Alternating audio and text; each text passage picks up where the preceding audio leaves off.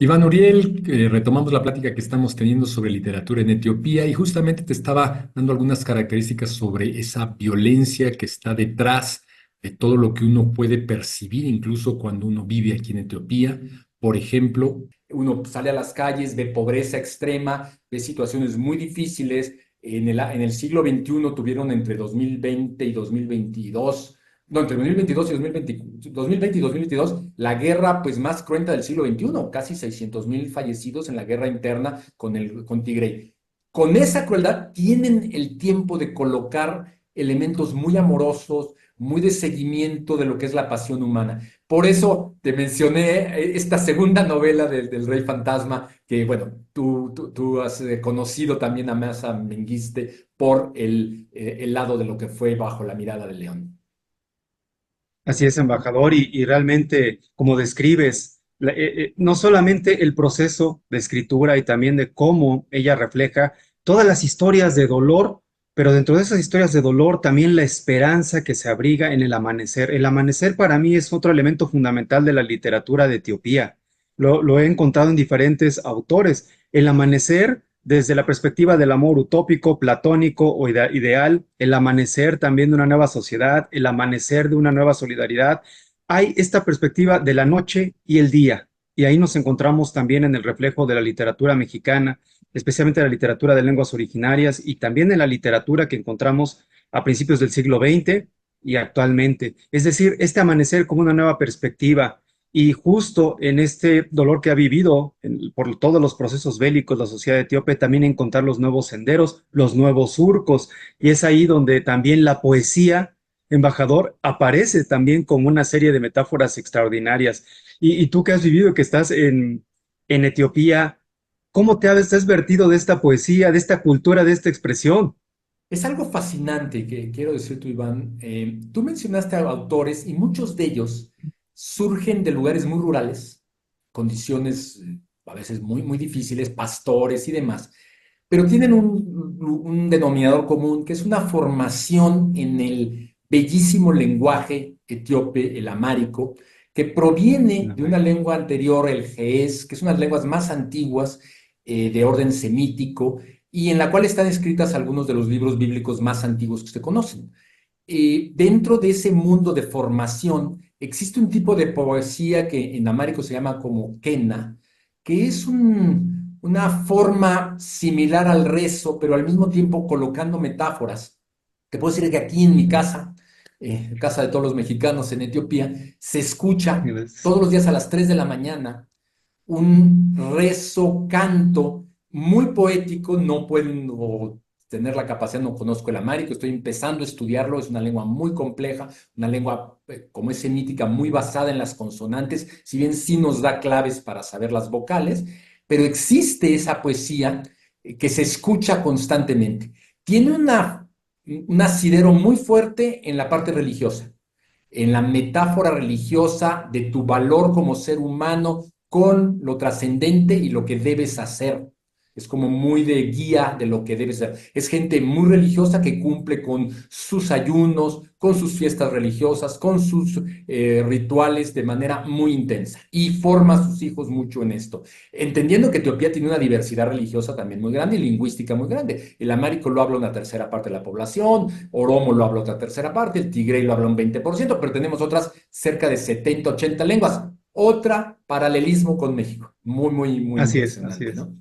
Pero además de esta cuestión, también las religiones, principalmente es la religión cristiana ortodoxa, conocida como Iglesia Tewahedo de Etiopía, que desde ya principios del siglo XX se independizó de la Iglesia Ortodoxa egipcia y se ha desarrollado de manera muy, muy particular y muy propia. Pero también hay una fuerte influencia árabe, de origen de religión musulmana, y algunas religiones también poquito, pero hay algo de catolicismo, algo de religión protestante, y las religiones del sur, todavía algunas relacionadas con los ideales de tipo animistas de la naturaleza.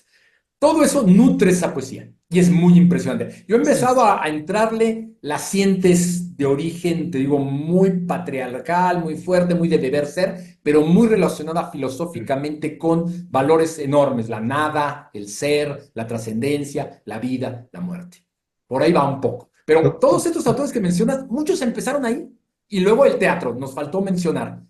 Teatro El teatro. enorme, con un otro denominador común, era muy frecuente que los chicos estudiantes en las escuelas escribieran obras de teatro que después ganaban prestigio dentro de la escuela y eran presentadas ante autoridades. El gran emperador Haile Selassie tuvo algunos de estos autores que tú mencionas en momentos en los cuales se representaron obras de teatro que ellos escribieron ante el emperador.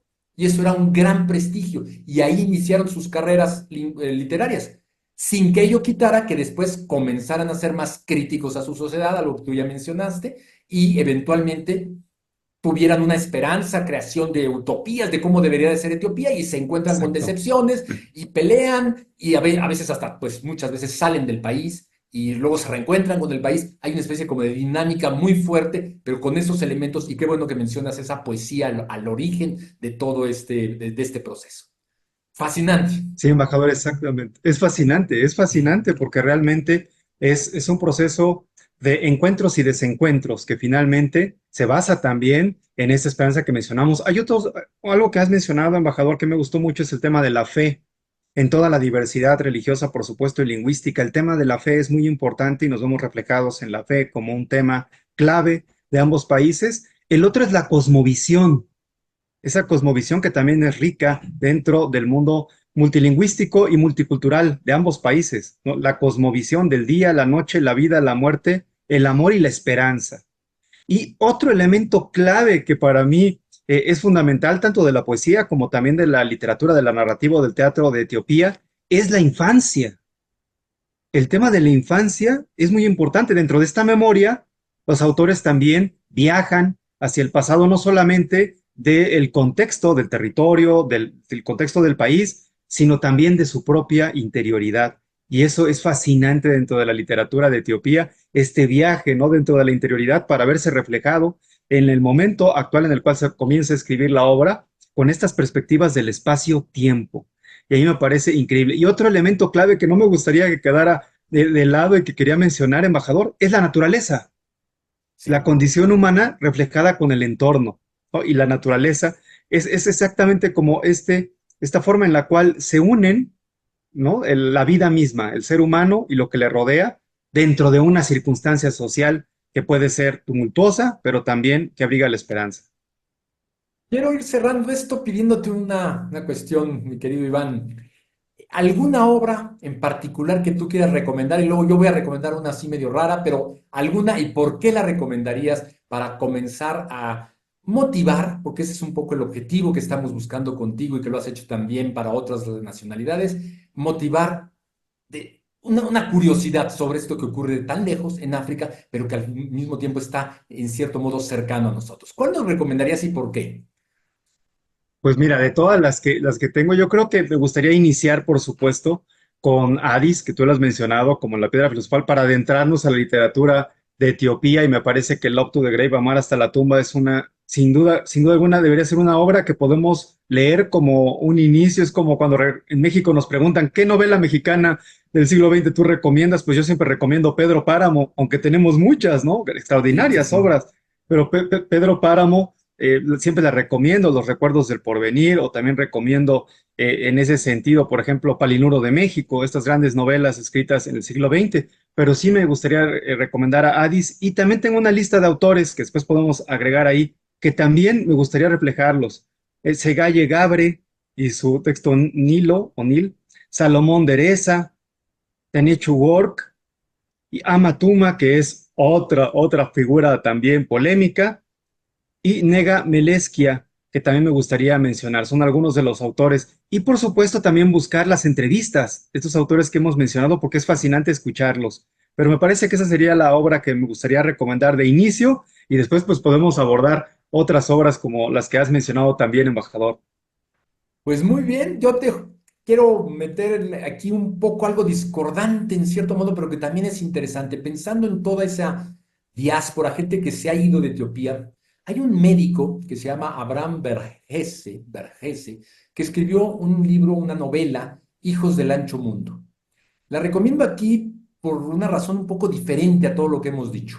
Él es un médico y escribe desde el punto de vista de la medicina una historia que ocurre en Etiopía y después en muchos otros lugares de África, que son dos niños que son huérfanos, pero son los hijos de una enfermera de la India que por un azar del destino llegó a Etiopía, llega a Addis Abeba, tiene un amorío con un médico inglés. El médico inglés se sorprende mucho de lo que significa esta mujer de la India, que ella queda embarazada, oculta su embarazo, en el momento del nacimiento el médico inglés no es capaz de atenderla, pero de todas maneras ella da a luz a dos gemelos.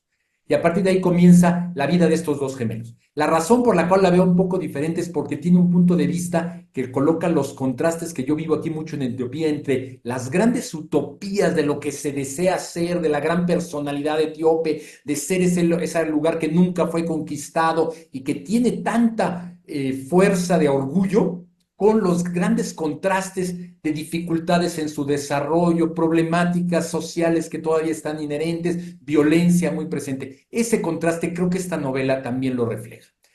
Hemos Es cubierto y te impresionante. voy a invitar nuevamente, Iván, para una nueva plática sobre esto, porque da para mucho más, tal vez analizando alguna obra en particular, pero ha sido fascinante tener estas pláticas contigo, estas reuniones. ¿Algún último mensaje en este momento que quieras dirigir sobre esto que es Etiopía y su literatura en relación con México?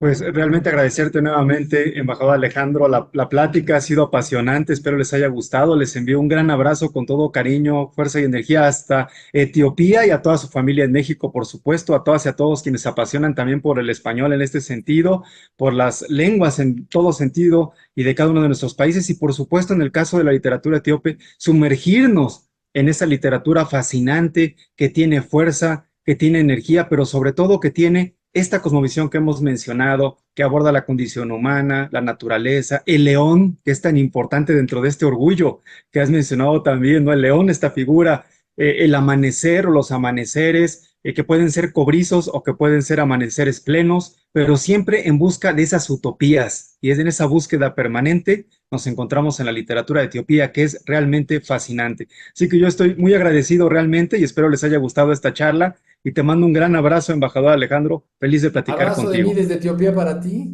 El agradecido soy yo y el agradecido también es toda la gente que se está empezando a interesar en todo esto. Un placer, Iván, y nos vemos pronto. Nos vemos pronto, embajador. Un abrazo para todas y todos. Gracias. Gracias.